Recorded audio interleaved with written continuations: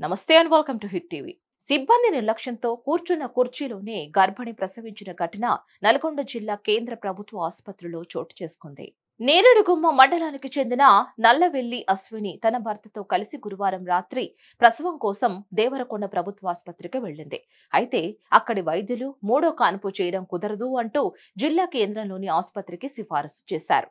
దీంతో ఆమె గురువారం అర్ధరాత్రి దాటిన తర్వాత నల్గొండ ఎంసీహెచ్లో చేరింది. వెంటనే బెడ్ ఇతర సౌకర్యాలు కల్పించకుండా తెల్లవారుజాము వరకు కుర్చీలోనే కూర్చుని ఉంది. ఆ సమయంలోనే పురుటి నొప్పులు వచ్చి మగ శిశువుకు జన్మనిచ్చింది. గమనించిన సిబ్బంది ఆమెను వార్డులోకి తీసుకువెళ్లి చికిత్స అందించారు.